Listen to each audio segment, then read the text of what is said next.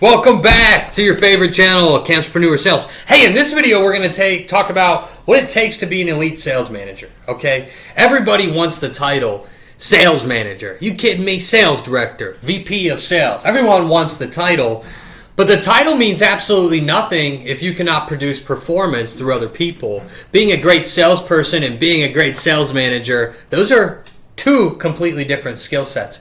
In fact, in my time of doing sales, I've seen many really good salespeople take over the ranks as sales leaders, plummet. But why? Lack of leadership skills, man. All in it for themselves. All kinds of things, right? And as a salesperson, you have to realize, like, your job is to produce, right? But as a sales manager, your job is to build an environment, a system, and a team that produces results. So you're no longer judged only on what you can close. You're judged by what you can get other people to become capable of doing, become capable of closing, the type of people that they actually almost sprout like a flower into. You know what I mean? And that's how you need to look at it. How can I help this person go to 2.0, 3.0, 4.0 version of themselves? And really, sales is about self-development and helping really people develop the communication skills, the articulation skills, the psychological skills, the emotional regulation skills in order to maintain a beautiful sales career. So that's what I'm going to do. I'm going to show you how to do it. In this video, I'm going to break down what a sales manager actually does, how to lead a sales team, how to coach people, and how to hold them accountable, and how to build a culture that consistently produces revenue. So write this down. If you're a sales manager, you're an aspiring sales manager, right? You need to stay ready. I don't want to get ready. I need to stay ready, right? That's how they talk. That's what they say. But it's true, okay? You need to stay prepared at all times, is what they say in sports, right? You need to stay prepared at all times, right? And write this down. Your job first, your very first job as a sales manager is clarity. Write that down, okay? And most salespeople don't need another motivational speech. They need clarity. A salesperson should know exactly what's expected of me? What numbers matter? What activities create those numbers? What does good performance look like? Or am I actually falling short? What's going on right now in my sales formula? Maybe I'm missing a spot, right? Well, what do I need to improve next? Okay? If your reps don't know those answers, you don't have a performance problem yet. You have a management problem, right? Great managers eliminate ambiguity. Your people should know the standard, not approximately, but exactly. I know my people do. Boy, they know it, okay? And they know it. They sleep it, they breathe it, they live it, okay? It's a standard. And if you don't hit the standard, it doesn't matter how wonderful of a person you are, what a great worker you are, what a great employee you are. If you don't hit the sales numbers, I can't keep you, okay? And it is what it is. It's not about emotion. It's not about potential. None of that stuff, right? You need to monitor by the numbers. They need to know their numbers. They need to know what's expected. It's not about being nice. Everyone that works with me knows I'm super loving and super nice. But when it comes to making money and standards, business is business. Can't stress that enough. Number 2, manage the inputs before you manage the outputs. Write that down. Hey, listen, revenue is a lagging indicator. By the time you realize somebody isn't producing revenue, the problem may be, hey, 2 weeks in, too late, all right? That's why great sales managers don't stare at the scoreboard all day. They study what creates the scoreboard, okay? You have to look at conversations, appointments, follow-up, presentations, close rate, pipeline, average deal size, activity, lead utilization, lead conversion between stages. Hey, if somebody isn't selling, don't just say, listen, John, your revenue is low. You need more sales. That's useless coaching. What does that do? Find the constraint. Maybe they're not talking to enough people. Maybe they're getting conversations but aren't creating appointments, right? Maybe they're getting appointments but discovery is weak. And maybe discovery is good but they're presenting poorly. And maybe presentations are good but they can't close. Maybe they close. Well, we're seeing good close, but the follow-up's terrible, right?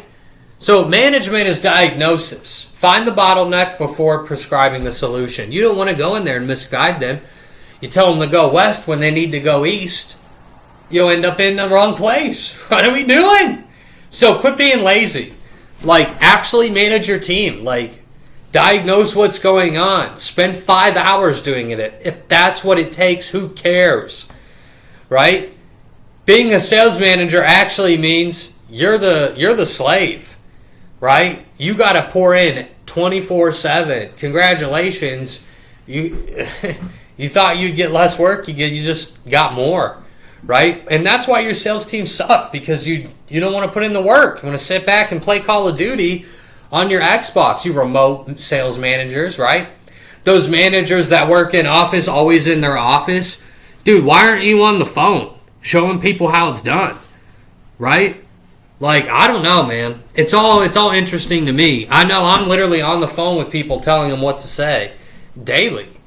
So, I don't know. You need to be more intent with what you're doing. You need to have a system you're following when you're leading your men and your women, and that's just how it needs to go, and they need to understand the expectations. Listen to the calls. Write that down. Listen to the calls, okay? Well, that spreadsheet, that revenue chart you're looking at, listen, you can't coach from that, okay? You cannot coach sales from a spreadsheet. The numbers tell you where to look. The calls tell you what is actually happening live, day to day, morning to end. You're able to hear them, their tonality. And listen, right? Don't just listen for whether they close. Listen for the skill. Did they establish control? Did they actually listen? Did they uncover the real problem? Did they understand motivation? Did they ask intelligent follow-up questions? Did they quantify the problem? Did they create enough contrast between the prospect's current situation and desired situation? Right? Did they present specifically to what the prospect told them? Or did they just sell and tell? Buying signals. Did they recognize it? Resistance correctly? When they got the resistance, did they handle it correctly? Right? Did they even ask for the business? And that's where management becomes coaching. Let's go over to number 4 here, right? Don't coach 15 things at once. Guys, this is one of the biggest mistakes inexperienced managers make. They listen to a call, find 12 things wrong. Then they dump all 12 things on the salesperson. The salesperson leaves overwhelmed and improves at none of them, right? Instead, identify the highest leverage weakness. Fix that first. If their discovery is terrible, don't spend 30 minutes teaching advanced objection handling. Fix the discovery, okay? And once discovery improves, move to the next constraint, okay? Think about coaching like building a fighter. You don't throw 50 techniques at someone simultaneously. You drill in fundamentals until they're automatic. One weakness, one skill, repetition, measurement, improvement, and then move forward, right? Let's go to number 5. Guys, know the difference between a skill problem and an effort problem. And this is massive, right? If somebody doesn't know how to do something, that's coaching. If somebody knows how to do it and refuses to do it, that's accountability. Those require completely different conversations. A rep making the calls but struggling to convert needs development, okay? A rep who knows the standard but isn't making the call, accountability. So don't punish ignorance, teach it. But don't repeatedly teach somebody who already knows what they're supposed to do and simply isn't doing it. At some point, coaching has to become accountability. Number 6, write this down. Don't take over a deal. I struggle with this myself, actually. Say this, right? But look, this is difficult when you're good, okay? You just need to relax, hold back, and when you hear your rep struggling, think, give me the phone, okay? No, I don't want you to do that, okay? All right, get away from that. Instead, create dependence. Okay, the whole idea of being a sales manager is that like you're creating little minions of yourself that can go out there and win and dominate the highest level just like you can. Okay, but if you're constantly rescuing them, you're not developing. You want dependence. Okay, so instead ask like, what did you hear? Where did you think you lost control? What questions do you think you should have asked there? What was the prospect actually telling you? Like, make them think, because your job isn't to make every decision for your people, right? Your job is to improve their ability to make good decisions without you. That's called leadership development, right? Let's go to number 7. Hold people accountable without destroying them. Guys, accountability isn't screaming. I know I'm loud and intense. I'm definitely not going to embarrass somebody, right? It isn't constantly telling somebody they're terrible. I will tell my people they suck at something. I don't care. Am I ruthless and relentless? Yes, but it's in private. And they know I love them and care about them. Everyone that I coach knows Nate genuinely cares about me as a person. when he says something sucks, it's because he wants to see me have a good life, ball out, do great things, right? So accountability is simply, we agreed on a standard, and did you meet it? If yes, good. If no, why? What happened? Was it controllable? What needs to change? What's the commitment going forward? And when are we going to review it next, right? Great managers can have extremely difficult conversations without making them personal. Attack the behavior, attack the gap, attack the standard, but do not attack the person. Because fear might create activity temporarily, but clarity, trust, confidence, and accountability create sustainable performance, and that's what it's all about, right? Let's go over to number 8. Your team will copy what you tolerate. Hey, culture isn't what you put on a poster, all right? Let me say that again. Culture isn't what you put on a poster, okay? Culture is what happens repeatedly without correction. If your follow-up sucks and you tolerate it, it becomes your culture. If people show up unprepared and nothing happens, you got a bad culture, right? If CRM discipline doesn't matter, bad culture. So if excuses constantly eliminate accountability, you have a crappy culture.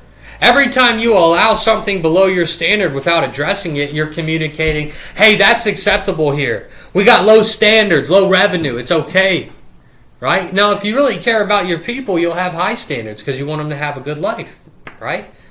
High sales, high income, good life. Okay, so your standards don't exist because you announce them. Your standards exist because you constantly enforce them. Okay, it's common sense. Let's go over to number 9. Praise specifically. Write that down. Praise specifically. Okay? Don't only speak when someone screws up. When somebody does something correctly, reinforce it. Don't just say, great job. Tell them what they did well. Hey, you slowed the conversation down perfectly there. That follow-up question uncovered the actual objection. That was beautiful. You didn't immediately answer the price objection. You asked another question first, and that's exactly what I taught you. Good job. You followed up 5 times, eventually got the conversation. That's professional persistence. Specific praise teaches. You're reinforcing the behavior that you wanted repeated. Okay? Now, hey, you're hanging with me. I appreciate it. I got a couple more for you. Don't worry. The next one is number 10. Never coach every rep the same way. Your people are different. One rep needs confidence, another needs discipline. One needs more activity. Another has tremendous activity but terrible conversation quality. One needs you to slow them down, another needs urgency. One responds extremely well to direct criticism. Another improves more when you talk them through the reasoning. Same standard, different coaching. That's leadership. The destination doesn't change. How you help each person, okay, dictates the future. And you got to be able to get in there, diagnose the personality, diagnose the behavior patterns, and attack, right? Help them take their life to the next level. You should love people, and you should love watching their communication skills increase, their articulation get better, new language introduced. You should have their work ethic increase. Your salespeople need to be working out. They need to be eating right. They need to be sleeping right. They need to be drinking the right amount of water. And it needs to be enforced every day. Otherwise, they'll get tired and fat and lazy. It just is what it is in sales. You can't have that at all. And I'm not saying that you need to run a fitness company. I'm saying that common sense-wise tells you that when you're active, certain chemicals are released. The psychology of the brain allows you for better communication skills. Okay, you're eating crap, you're going to get crap. You're not working out, you're going to be stagnant, slow. I like fast and speed. I like winning. Okay? And that's the only way to do it. And it's not being weird. It's just holding a standard. Okay? I cannot stress that enough. I've never met a fat salesperson who was good. And I don't mean that disrespectfully.